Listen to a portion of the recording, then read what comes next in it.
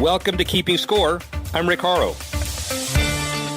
Each week we bring you insights from the playmakers, deal makers, and rule makers in the world of sports. I'll give you my take on some of the items of the week using my 30 years of experience doing deals for teams, leagues, and players in the $750 billion business of sports. Plus, we'll talk with a central figure in the sports world. The views expressed in this podcast are my own and do not represent the views of Reuters. Let's get started. Sports Professor Rick Horrow, welcome to Keeping Score, the podcast that goes way beyond the trillion-dollar business of sports. Final Four weekend, Major League Baseball opening, Masters coming up, Women's World Cup. This is a bevy of sports business. And let's start with the deal-making sports issues 4-1. Number 4, the WWE increases WrestleMania mainstream star power. Will Gronk be next?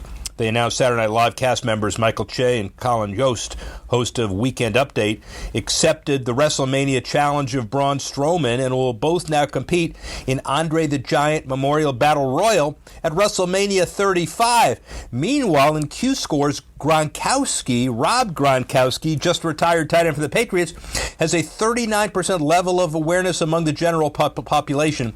Don't count him out at MetLife come Sunday. He'll end up playing some role in some capacity. And that's number 4.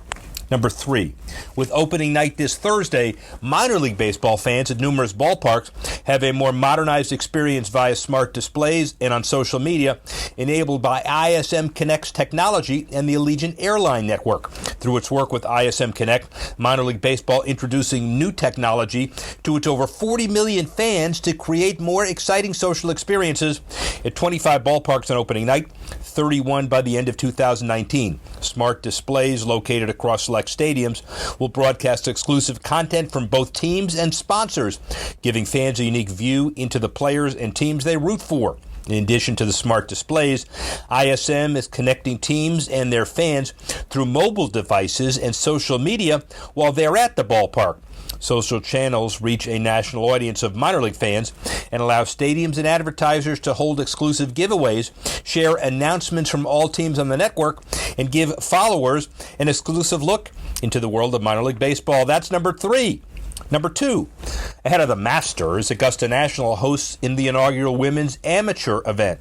Annika Sorenstam, Nancy Lopez, Lorena Ochoa, and Sairi Pak will continue the storied tradition at the inaugural Augusta National Women's Amateur.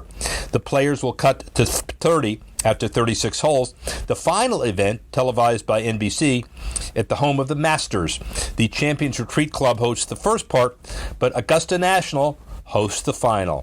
And the Kids Amateur Drive, Chip, and Putt National Finals will air on the Golf Channel on April 7. With a long history of the club supporting amateur golf and with a stated mission to grow the game, Augusta National Chairman Fred Ridley took a bold step a little over a year ago to add women on the course mix. And by the way, it's about time. And that's number 2. Finally, number 1.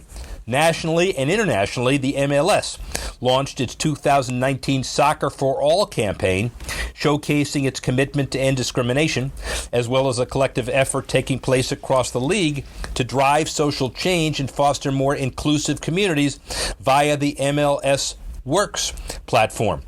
The PSA, produced in English, French, and Spanish, will be driven in all stadiums on May 22, even earlier. MLS has long been considered America's most progressive and diverse sports league. But FIFA, however, take note. Messaging about ending discrimination and driving social change on the eve of the Women's World Cup, particularly poignant in light of recent allegations of pay discrepancies and subpar playing conditions. This is a big deal for the MLS and soccer internationally. Well, it's basically a two-part series. Last week, we talked about Qatar and the legacy leading up to and beyond 2022. And now we talk a little bit more about how soccer will bring that home to America. The glue to that, as well as some golf discussion we've had earlier, Andy Bush. 20 years of diverse experience, including stints at Golden Bear and the LPGA Tour and the PGA of America. He's guided Octagon's sales with event management efforts.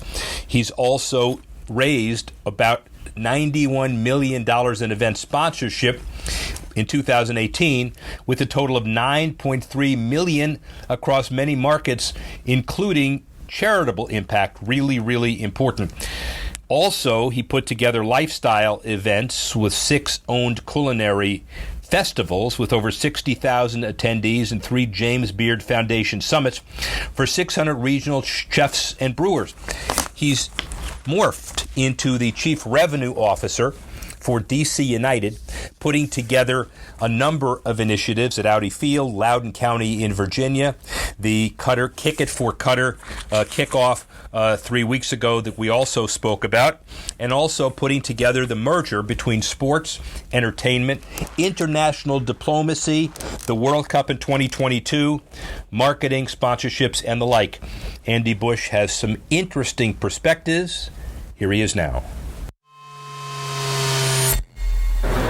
Rick Horrow here with Andy Bush, CRO, way beyond that title, but he is Chief Revenue Officer of DC United, all of the vertically integrated holdings, the real estate entities, all of the relationships here, revolutionized this organization in a very short period of time. But it was easy to do because there is so much potential here. You've been on this job for 3 months? 5 months. Yeah. Well, I mean, what do you think? What do you think of the potential of this organization, MLS generally, DC United, Audi Field, everything? Give me your perception. You know, the league has hit its stride, and I think it's somehow being a 22-year-old league, it's probably in its first stride. Yeah. When you look at the nature of our sport, the intensity, how fast it moves, it's under 2 hours. I think there's so many advantages we have culturally now in the U.S. But this whole generation who started playing in the 80s and 90s are now having their own kids, and the quality is getting better, economically is getting better. Our media attention has been incredibly successful in the last few years. So we're finally at that point where we're starting to be noticed around the rest of the world. Well, but I also think it's the raw material also requires some creativity and entrepreneurialism to take it there. You personally were at Octagon, put on a lot of different events, rose at Octagon, and then you took this on as an amazing opportunity. They have a lot to, the organization, the league has a lot to be proud of, to attract talent, to be able to take the next step and grow this. A lot of potential here. Yeah, no, I think everything's elevated, and you have to, all of us, our ownership groups, the league office itself, every one of us is as staff, and I think more importantly, how we live in our own communities and what we do to make them better. I mean, the great thing about sports is we naturally aggregate everybody to us, and when we don't leverage aggregating everybody to create positive change, we're letting ourselves down. And I think that's the biggest difference for us as we go forward. We have this shiny, new, beautiful stadium that's so attractive to everybody. Our time is now. I'd say even more important than a league, our time is now of what we become when we're playing well, when we're playing bad. It isn't going to matter because our fans are going to be energized. So that's our goal. Well, and let's talk about the timing of this. It's very easy to say U.S. didn't make the World Cup last year. Soccer's in a funk. Let's just get through that period and figure out what's going on. You, on the other hand, have developed this relationship with the Qatar/Qatar Foundation, and you've developed something called Kick It with Qatar. This whole event is the day before the opening of the 2019 MLS season, but it prepares the U.S. for the 2022 Qatar event, which then 2026 is the North American Games.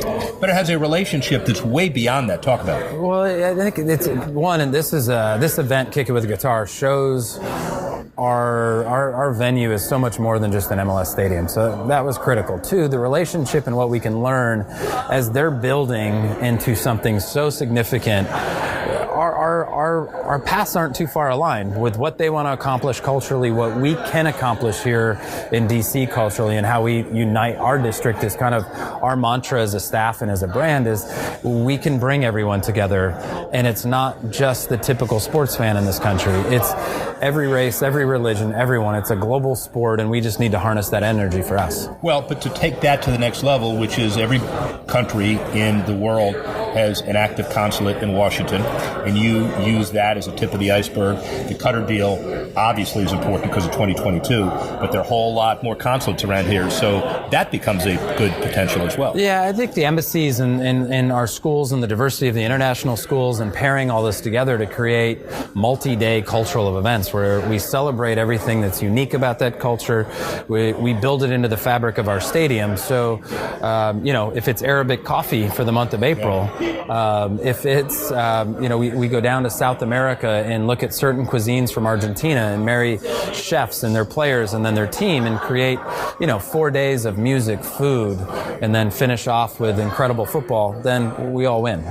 So I think you're exactly right. The strategy of using everything that's in front of us with all the embassies here to kind of be the tip of the spear, integrating it into all of our schools and creating real events.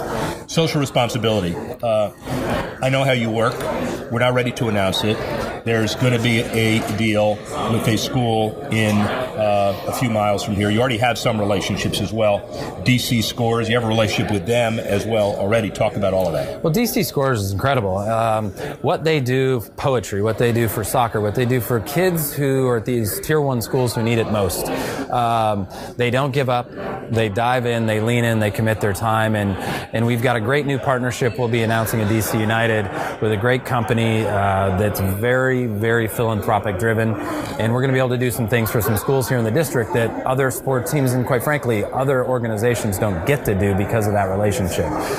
What DC Scores allows us to do is have access to these kids on a regular basis. So as our academy develops, as our first team training, our developmental teams, they're going to get more access to us than they ever have. And, if our players can inspire these kids in such a positive way, it's not just to be an MLS player, it's everything positive to give back to their communities. So that's what we're excited about. And DC Scores gives us that instant access. I know you, and you get up every day trying to get better and trying to figure out who the competition is, but also to make sure that you implement your vision. You see a lot of other things happening in D.C. D.C. has an incredibly passionate fan base, but also has a soccer history. I'm not sure about checkered, but there are a lot of false starts at our stadiums here. Finally got one done. And so, how does it feel unleashing your fury in the DC sports market? It's an opportunity of a lifetime for me. It's to be here in one place and have the development around us it's basically a blank canvas. I think that's the most exciting part for me and our staff and our team is there are no rules right now. We have a lot of real estate. We have a lot of land. We have a lot of things to do with our stadium that are up to us to decide how much we want to do. And Loudoun County, too. Loudoun County is going to be incredible for us, 50 miles away of our first team training center, developmental team. So for me, again, like I said, our time is now. And it's our only limit is ourselves and how hard we push. So it's going to be a fun road. Last question. Get this one. Andy Bush, MLS, DC United, where are all of you 5 years from now? A dad, home, and retired. That's not true. That ain't going to happen, ladies and gentlemen. I just want to tell you, that's not happening. DC United, MLS, upward, and one of the reasons they're in really good hands with Andy Bush. Thank you, my friend. Thanks, Rick. I appreciate it. A lot of issues involving international soccer and other development. Let's look at the power of sports and the Power of Sports Minute. Number 3 on the list of 3 through 1. The biggest charity knockout event celebrates the 25th annual Muhammad Ali Celebrity Fight Night. Stars came out to give and show support, raising $86 million over 24 years, benefiting the Muhammad Ali Parkinson Center and the Barrow Neurological Institute in Phoenix. Although Ali, long retired from boxing, died from complications of Parkinson's in 2016, his fighting spirit spreads the courage to stand up and battle for change. Number 3. Number 2, the International Volleyball Federation helps launch Good Net volleyball sustainability projects. Launched on Copacabana Beach in Rio, the site of the 16 Olympic Games. The Ghost Fishing Foundation will launch the new program designed to recover discarded fishing nets from the world's oceans. And every year, 640,000 tons of fishing gear find its way into oceans, trapping marine wildlife, dolphins, turtles, fish of all kinds. And the new initiative is twofold. It'll help clean our waters and encourage physical activity while encouraging conversation about eco-friendly practices and obviously conservation as well. Number one, the largest mobile esports charity tournament sees players contribute to end breast cancer. Skills, the worldwide leader in mobile esports, announced it has raised over $120,000 for Susan G. Komen, the world's largest breast cancer foundation. More than $100,000 anticipated, more than 20% exceeded in 38 states and 60 countries. And as esports grows as an industry, charity tournaments help the sport become more deeply ingrained within mainstream culture and attracting otherwise absent fans. Clearly, significant issues, the Power of Sports Minute. Finally, the top tech issues, tech sports 1 through 4, 4 through 1. First, number 4, William Hill, the official sports betting partner of the NHL. It has an advertising and partnership deal with the Golden Knights and Devils, but it's not dominating the hockey wagering market. Previous sports betting deals for the NHL include FanDuel and MGM. And William Hill, one of many sports betting partners involved with the NHL, and will thus have to differentiate itself from other companies to capitalize on the U.S. Supreme Court legalization of regulated and tax sports wagering. Look for William Hill to make a few other announcements in the not-too-distant future. Number 4. Number 3, the first esports arena in the U.S. Get this. The Philadelphia Fusion will host it, and it's a big deal. The Overwatch League's Fusion will start building a $50 million esports arena. And Comcast, who owns the Philadelphia Fusion, plans to break ground on the 47-acre, 3,500-seat arena this summer. Strategically placed next to other major sporting arenas, the Fusion Arena will be located in the Philadelphia Sports Complex, and at present, all Overwatch teams continue to flock to the Los Angeles Blizzard Arena to play their games, so a new stadium will be a welcome addition to the buzzing U.S. esports environment. Number 2. Open Doors announces a partnership with the Players Association Baseball to enable a larger Twitter presence. The partnership aims to give MLB stars access to more content from their team, league, and brand partners. They can then approve and publish their own social accounts, which will help baseball catch up to tech-savvier sports like basketball and hockey, but they're on the way. And finally, number 1, Washington Nationals have had food delivered to their seats through Square. To help start the season off right, the tech company partnered with Team and Levy Restaurants people to support in-seat food orders for Nationals games, but not just regular food. The Caviar food ordering app placed the order, pay from the seats, then they pick up the food at the designated concession stand once they're alerted on their phones. And according to mobile marketer, Caviar will feature food from exclusive partners, overall a rotating series of pop-up offerings throughout the season. The future of sports and entertainment through mobile apps, which will provide services like parking info, paperless ticketing, wayfinding through stadiums, food ordering, and real-time data about players and teams. The more you stay in the seats, 3.5-hour games, people get fat, but they eat good food. And that's the Sports Tech Minute. Well, we'd like to thank Andy Bush for participating in the Keeping Score this week. We'd like to thank you for listening. And join us next week when we keep score once again. Thanks for listening to this edition of Keeping Score. Assistance provided by Carlos Waddick, Tanner Simpkins, Reuters Digital. I'm Rick Horrow. Thanks again for listening. See you next time on Keeping Score.